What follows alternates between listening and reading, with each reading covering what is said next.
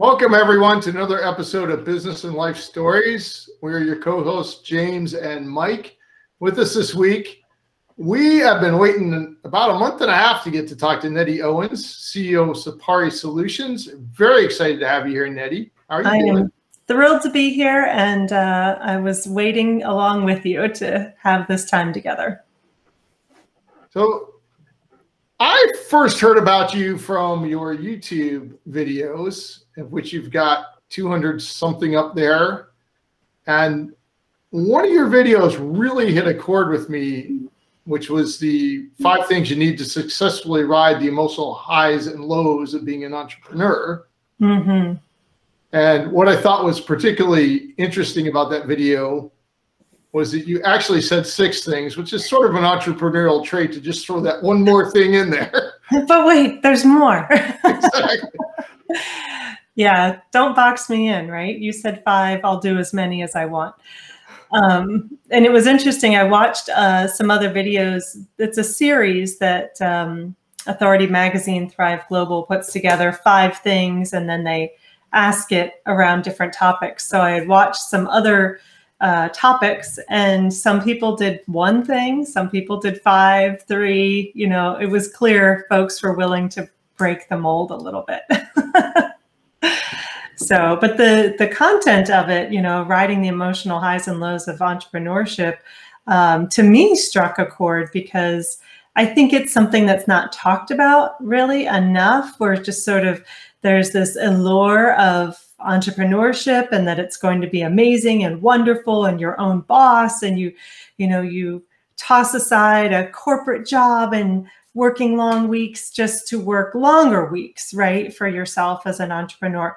So I really wanted to get in and kind of pull back the facade and look at what's there, you know, and the reality that there are highs and lows, that they happen all the time, constantly, and it's a matter of finding ways to navigate them instead of pretend like they're not going to happen. Because I think the first time, you know, you experience that as an entrepreneur, you're like, oh, maybe I shouldn't do this. Maybe this isn't, I'm not cut out for this. But that's not the reality. It's really just learning how to go with it and what you need in order to ride those waves.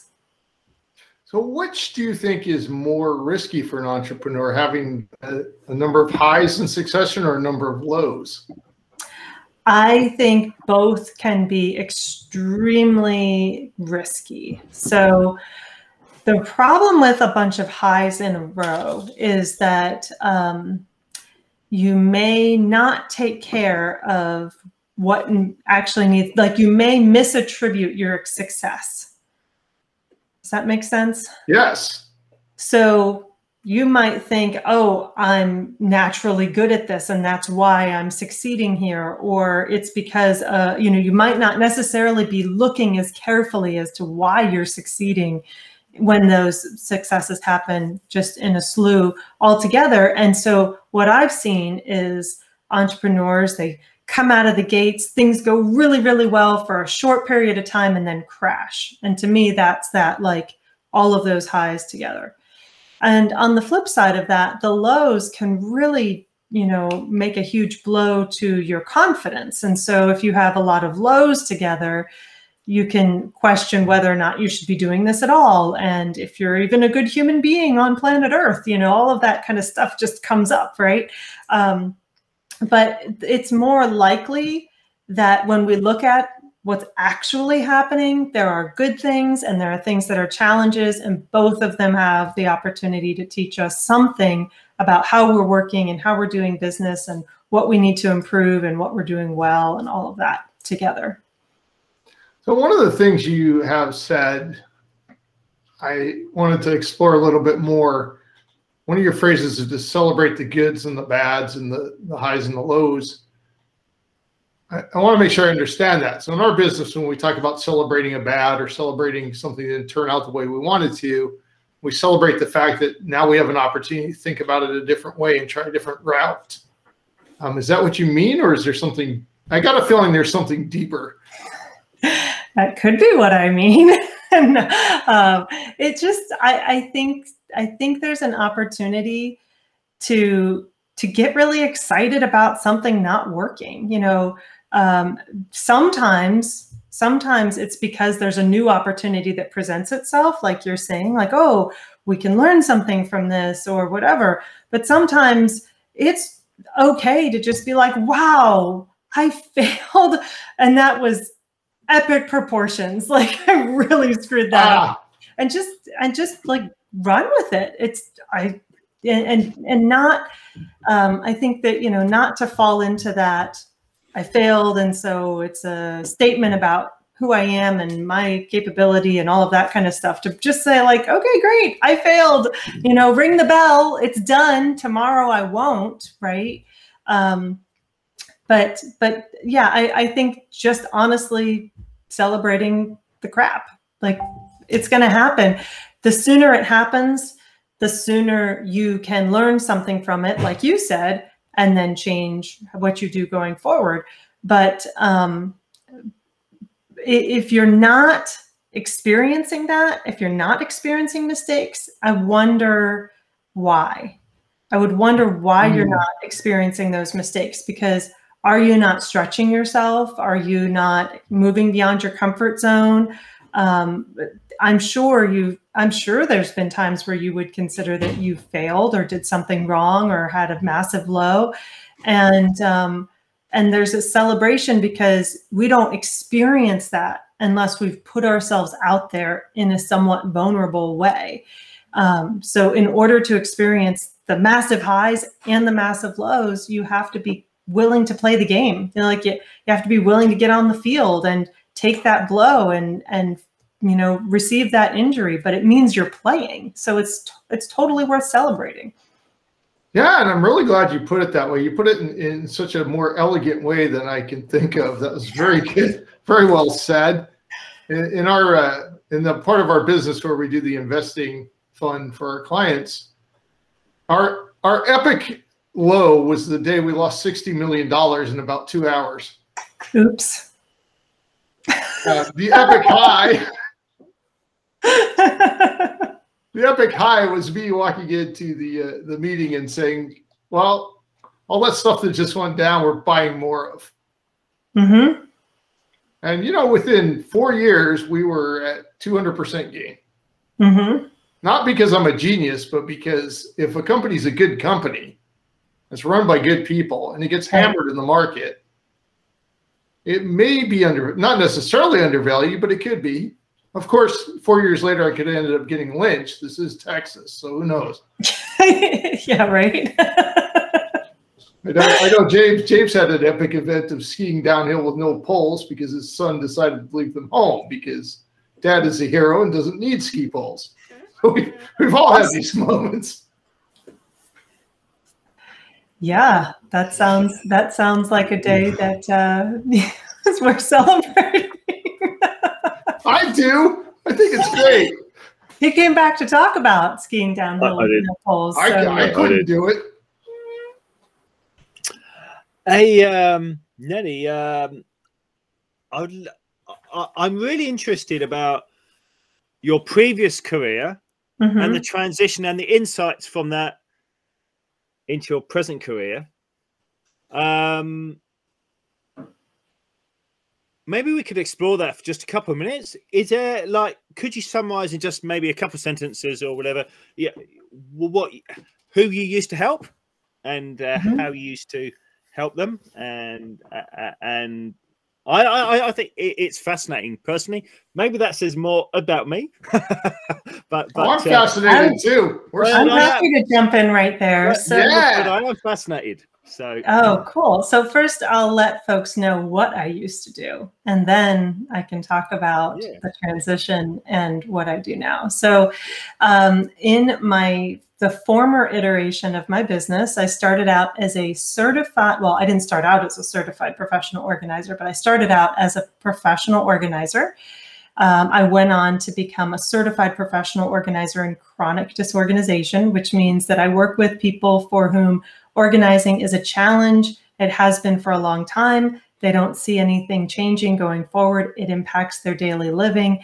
And they've tried, to make a change, but it just really hasn't stuck. So folks who experience this tend to have many brain-based conditions, ADHD, anxiety, depression, OCD, PTSD, traumatic brain injury, hoarding. All of these things could be contributing. There could be a combination. It could be a physical difference that just really makes it difficult for them to navigate the physical world. And so keeping things in order is a challenge. So I grew a company, an agency. We trained dozens of organizers to work in this realm. We were called by the TV company, TLC, to work with Hoarders, the TV show Hoarding Buried Alive. And so that was my day to day. I was going into really difficult physical situations where the folks wanted something different for their environment, but just weren't able to create that space on their own. And we worked together to do it. So the transition was realizing that the same kinds of strategies and techniques that were applicable in that situation, the project planning, goal setting, the motivation, the habit formation, all of that, addressing, mental health issues, but not from a therapeutic standpoint, kind of more from a physical manifestation standpoint, is all applicable in the business world. And there's not too many places where you go where that's the beginning of your master's in business administration, right? They don't typically start from there. There's some correlation in, organizational psychology, right? That's somewhat similar, and there's crossover in other places, but it gave me a unique foundation to look and see, wow, there's definitely business owners that are experiencing some of these challenges. And that's probably why some of the other solutions that are out there in the coaching world and the productivity world haven't been working for them as well. And what could we do? They're trying all the things, but they're not seeing a change. What could we do to improve this situation? So the transition allowed me to look at that and then create a structure to allow these business owners to address that and create a thriving business. And so I went from that residential organizing to working with corporations and business owners, and I created my own system. It's called the Momentum System. That's a framework that business owners can work in to see and then create their biggest goals.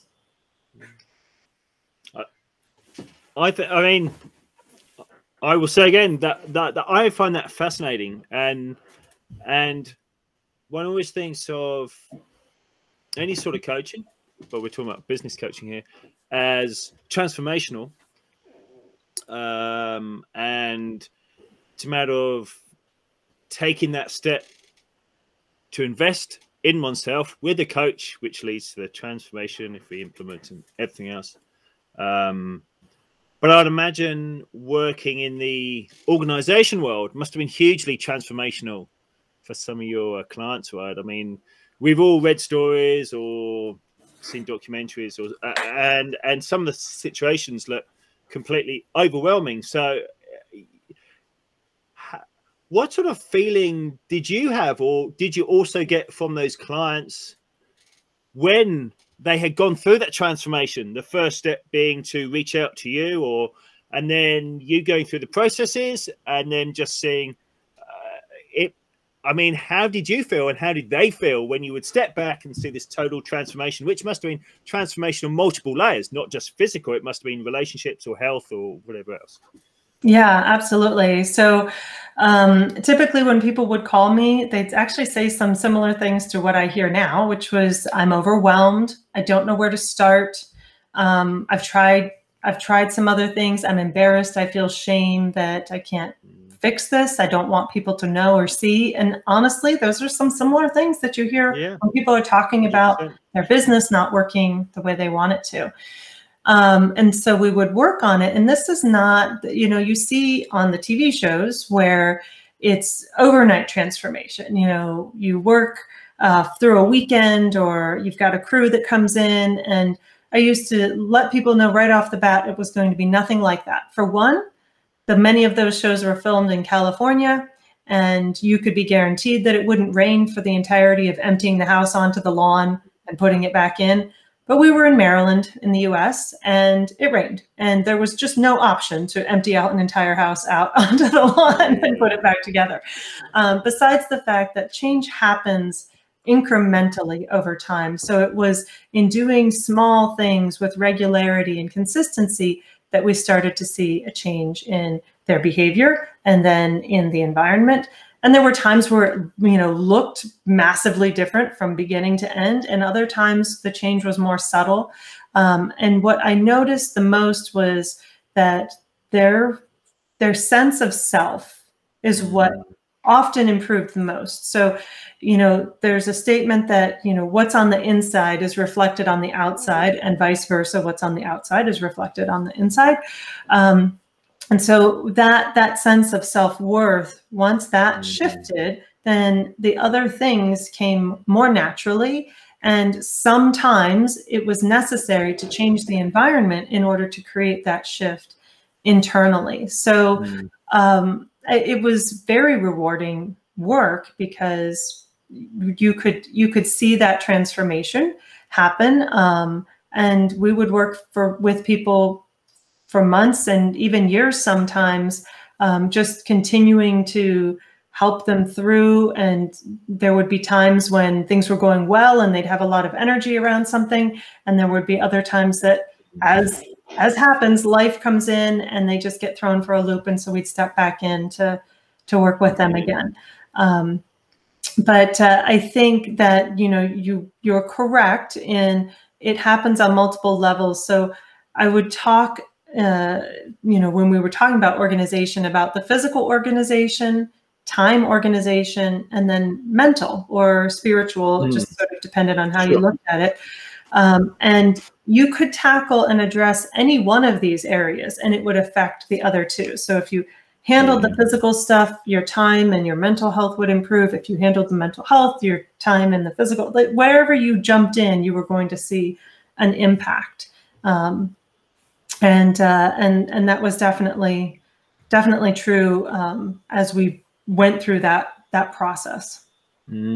Yeah, and I guess circling back round to where you are here and now today, that to me, in my mind, makes a strong analogy for, in my mind, it makes a strong analogy about where a lot of entrepreneurs are or have been. So instead of being encased physically in stuff, the stuff is in the head, isn't it? They're working huge hours, or they're overwhelmed, or their list just gets longer and longer, etc., etc. And I'd imagine you would probably see a lot of similarities, maybe more in the internal space. I don't know, but what are your thoughts on bringing that round to where you are here and now? Yeah, I mean, that's why I made the shift, was because I saw that natural progression. I saw where it was largely not being addressed, and I wanted to see what I could do to affect change. But yeah, so it's sometimes physical, and people that I work with will say, my office is just chaos. Most of the work that I do at this point is virtual, so we're not getting in there. But what we can do is help them find a really fantastic team that can help them, in creating the physical structures, and then, with what we're setting up, their guidance. Like the owner of the business really needs to make sure that they're staying as the leader and directing what they want to create, and then working on the time and the systems, and part of it too is part of the mental health. Part of that aspect is the community, and making sure that you're not isolating yourself as a business owner, that you're working with other peers and mentors, so that you don't get into this silo kind of effect when you think that you're the only one that this is happening to, and that you're the only one that can solve the problems. I've been there too many times to admit.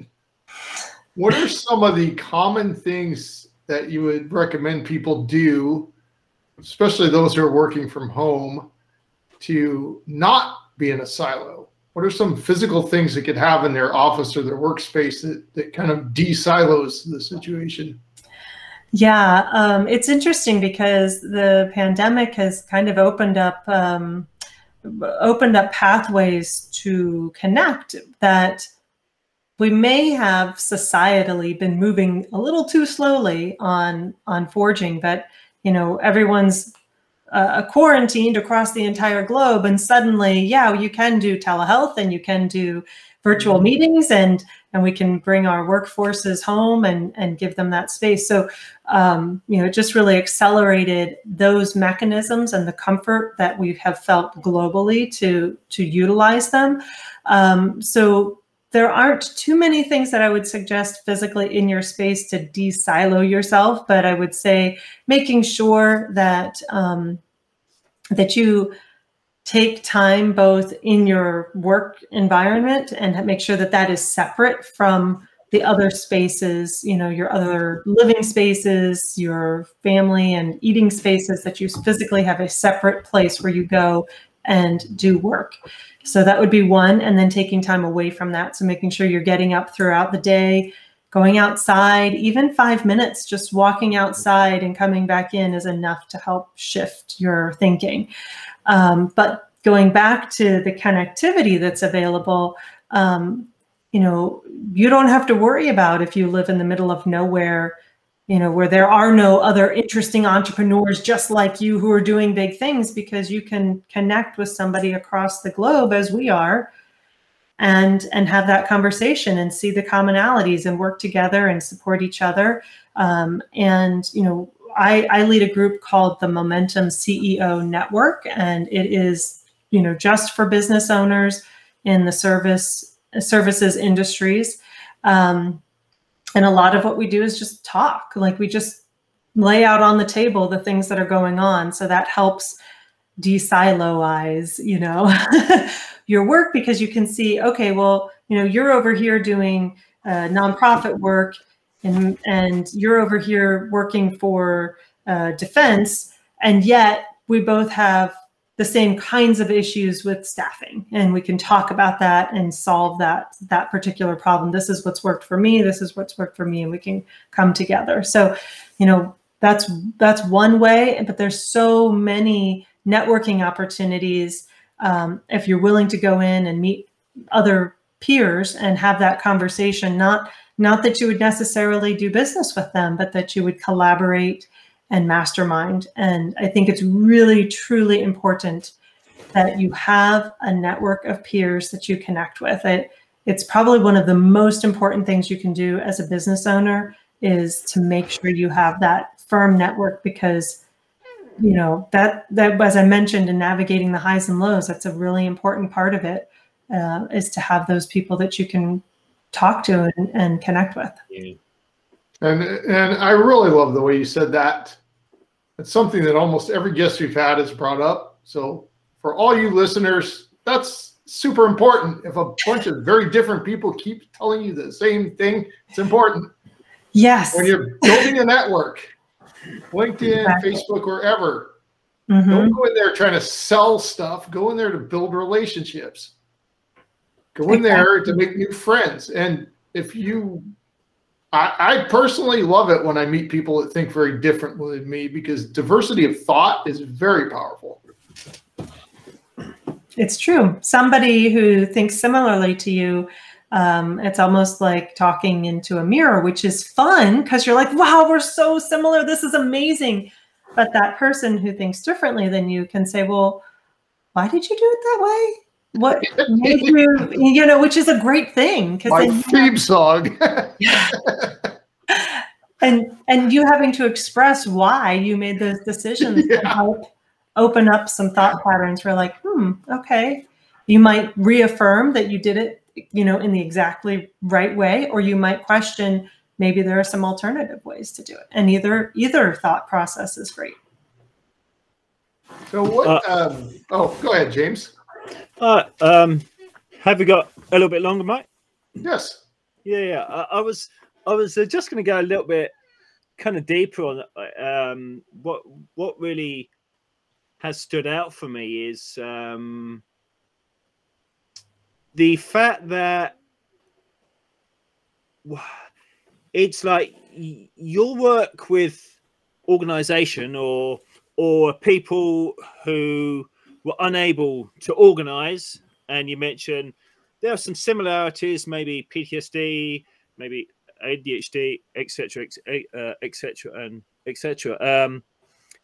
I mean, I've always imagined it like to me, it would be a world where it's probably not a very sexy world. It isn't like you're a personal trainer or you're like a financial advisor, where the body can still be a mess or the finances can still be a mess. But those are a little bit more kind of a little bit more glossy, aren't they? Hey, I just made this person. It's dirty. It's dirty. It's like dirty work. Yeah. And as you said, it must really prey on people. They can't invite friends back, perhaps, or it's a dirty little secret. It's the skeletons in the cupboard, and I don't even want to know if you've even found those. But the answer is yes, but they weren't human. So, oh, good for you. Yeah. But it's almost that actually circles me back to where Mike started the show with talking about the successes and failures of an entrepreneur, because it's really the dirty little secret of the entrepreneur world that we're absolutely nuts, because we could toe the line, work 9 to 5, and like happy clappy, and everything's fine. Couldn't do it, man. Sorry. In this incredible stressful place, and then it becomes a dirty little secret that it's failing, that we've lost 100K, that we never see our kids, that our health has gone to pot, or whatever so many of those sort of stories are. And it's like you've bravely gone from one world into another world, but it's still kind of opening the closet, isn't it? It's, guys, look, I am here to help you. Let's sort of draw back the curtains and really see how I can help you, right? Oh yeah, absolutely. I mean, there's all sorts of things that come up as you mentioned. I mean, certainly there's the financial aspects of it, the health aspects of it, what's happening behind the scenes in your family life, and on the front, especially with social media and especially wanting to be a leader in business. I mean, the bottom line is the day you started a business, you became a leader, whether you wanted to or not. You were endowed with leadership, and people are going to listen to you because you own a business. That's a fact. So whereas, some of my residential clients could have their feelings, and either they're working from home or at work, maybe nobody needs to know. I mean, it was actually really important aspect of what I did. The confidentiality was just paramount. There was a time that I worked with sisters, and they didn't know. They didn't know that the other one was also working with me. And so that confidentiality was really, really important.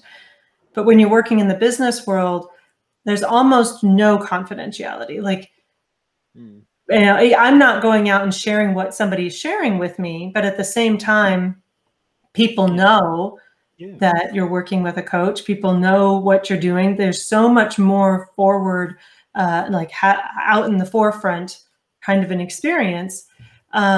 So those dirty little secrets almost get pushed farther down, right? Because we really don't want somebody to know. If we're trying to say, we're doing well in business, we don't want somebody to know what the bottom line looks like, because then we think they're not necessarily going to want to work with us anymore. Is that person trustworthy? Is that because they're saying these things, but then maybe their family life is rocky? How can we really trust them?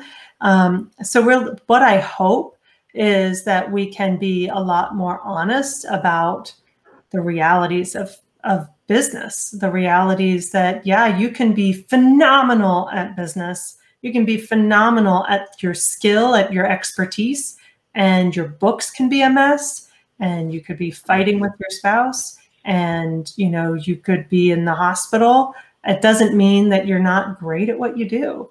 But if we can be more honest about that, I think that's really freeing, because others around us will say, okay, yeah, you know, that person's really amazing at accounting, but maybe parenting is something that they struggle with. And that's doesn't mean they're not great at accounting. You know, it's okay. Yeah. Are you seeing any shift among the people you work with away from sort of the old model of having to appear like everything's perfect and great to the honesty that you're talking about? I think there's a shift just really globally. Like this idea of authenticity is huge. And the idea of moving away from performative actions and being real and honest, almost too far to the other side. Like, I'm going to share all my mess. Oh, no. And you're going to like me more because I just, you know, I feel like there's, I think we can do this in a way that's still, that doesn't turn it into a daytime TV talk show. Like, I do think we can toe that line. I think it's possible. It's that we have our business, conversations and we remain professional there, and, you know, and it's still okay to say, yeah, my kid's in the background, you know, that's okay. I do think that, again, with the pandemic and the shift and people coming home, where all of a sudden you saw their home office and it was in their bedroom, right? Like, I think that's become normalized, and the more we can continue to see that, you know, maybe you showed up to the meeting and you didn't have makeup on, or your shirt wasn't ironed or whatever. And that's okay. It's not going to make or break the business. So I do feel like there's a movement towards that. I do think that there are some people who have taken it too far, only because it's, you know, going too far the other way. There are outlets for that. You can go and receive help. You can get therapy. You can go to the doctor. You can, you know, work with a financial planner and help you with those things. It's okay to say you are getting that help. I think that's the difference. We don't need to know the inner workings, but we can know that you're getting that help, and that's okay to be honest about. Yeah, I like the overall shift, particularly I'm seeing on video calls and meetings, and even the fact they're becoming a bit more fun. For example, I have a 25-pound cat who loves to climb up the back of this chair. Right. And the first time he did that in a meeting, I thought, oh, wow, you know, people are going to think I'm a complete nut. But yeah, the client I was trying to get at the time was laughing so hard. I was like, oh, well, the cat should get a commission off this. Yeah, exactly. And it almost becomes sort of your signature mark, right? Years ago, there was a video that came out, I think from like the BBC, of this newscaster who was in the middle of a presentation, a newscast, and this kid comes in like the walker and comes in to try and scoop them out. I had several friends send that to me because they knew my reality, which was I might be up here and I had kids crawling around my feet, having meltdowns. If I went on mute, I might be telling someone to be quiet, and still everything looks happy and sunshiny. I mean, so they all knew that behind the scenes world was real. And now it's more okay that, oh yeah, the door might open and somebody might talk to you when you're in another meeting. If that's a possibility, things could happen, you know, it's not the end of the world. What do you? I mean, I think I know that amongst the pandemic and the last 18 months, it's for me, it's really important to see and for people to hear the positives. And I believe there's been heaps of positives. So to be a little bit transparent, with one of my passions is outdoor pursuits. And I heard New you Zealand. live somewhere pretty fabulous, and that those outdoor Well, pursuits might be a bit enviable. So Yeah, he lives in Middle Earth. that's what I heard. or really, it feels like the bottom of the earth, but yeah, the Middle Earth in the bottom.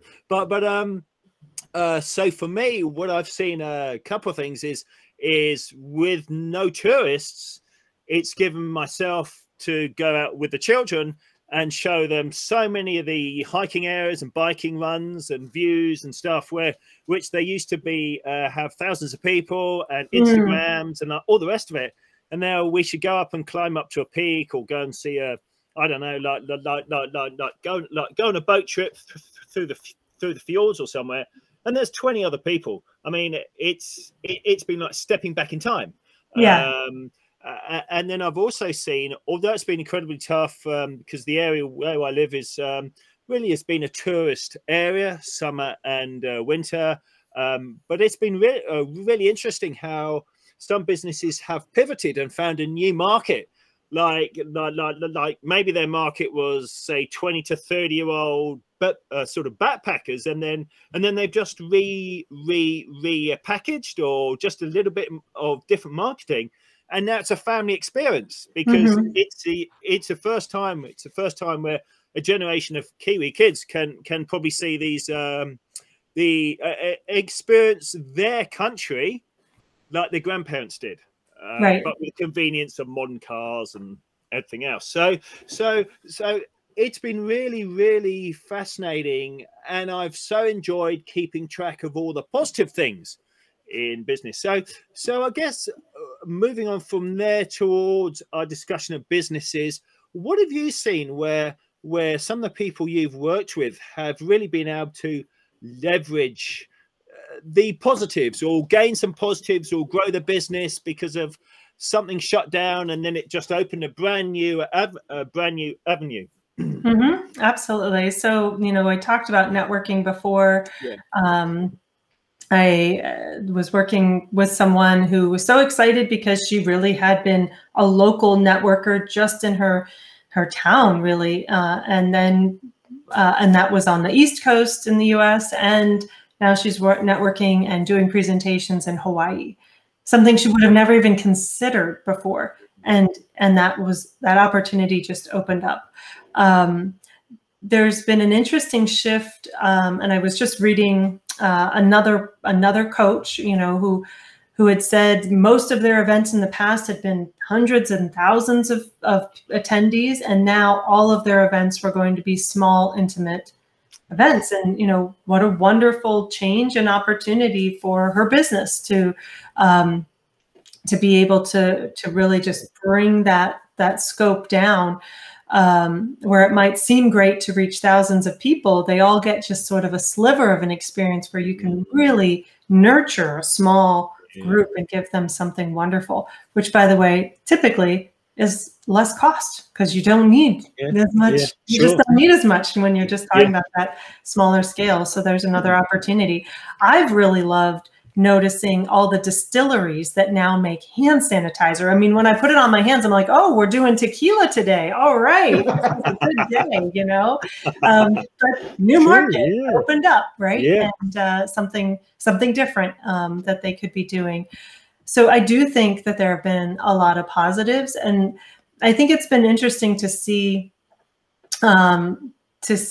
how it's given people to make a chance to pursue paths that they were thinking about, but maybe were afraid to take the risk and try out. But when everything's being thrown up in the air and all things are possible, then why not? Why not try something a little different? What is next for Sappari Solutions? Do you have any new books coming out?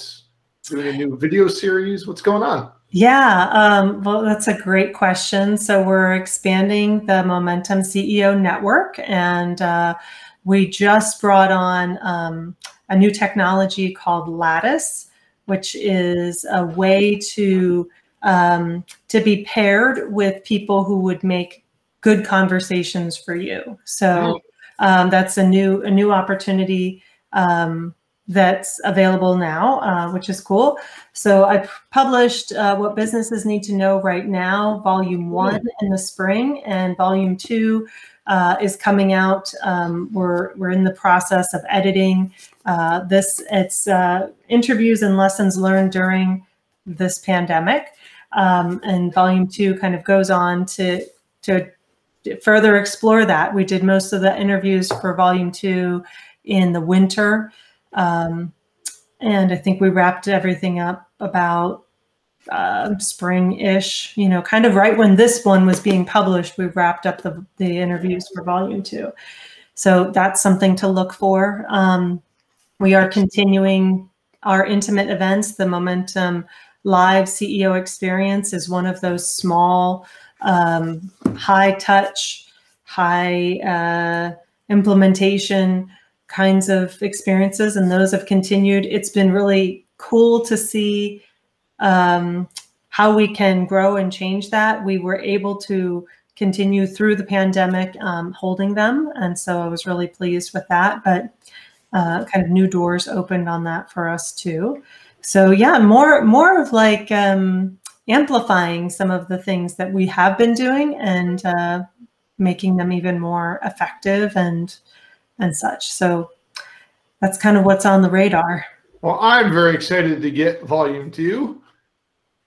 So do people order it on Amazon? Do they go to your Sappari Solutions website? How do they get Yes, all of those things. Probably the easiest place to find everything you want to related to the book is going to whatbusinessesneedtoknow.com. And you can get the book, you can watch interviews.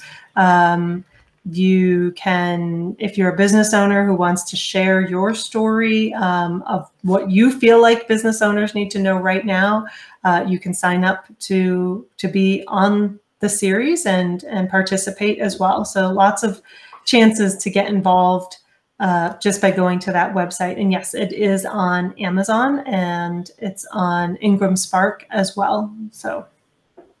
And I hope everybody listening caught that. I'm just going to say again, Nettie Owens, the famous Nettie Owens, just gave all of you an opportunity to apply to get more visibility than you've probably ever seen before.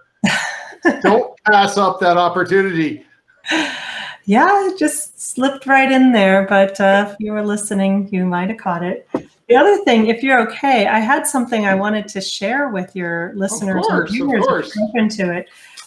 So I've put together, it's a short guide. It's called How to Succeed in Business, the Proven Path to Business Success for High Achievers. So for those like us, you know, who tend to aim high and typically reach it, this is the guide for you. And if you want this guide, it's just texting, actually. You would text the word freedom, FREEDOM, to the number 411321. And there's actually an international code that I can give you as well. Let me just open up what that number is. And I can send this to you if you want to throw it into... Yeah, we'll post these down below the video so everybody can see them. So the phone number for our international, outside of the U.S., I should say, so international to me, but outside of the U.S. is 1-909-741-1321. So share that with you. And I'm happy to share it and look forward to hearing what you get from it. Well, what a wonderful interview, Nettie. Thank you so much for being here. Thank you, Nettie. It's been a pleasure. Thank you. Much. Thank you so very much.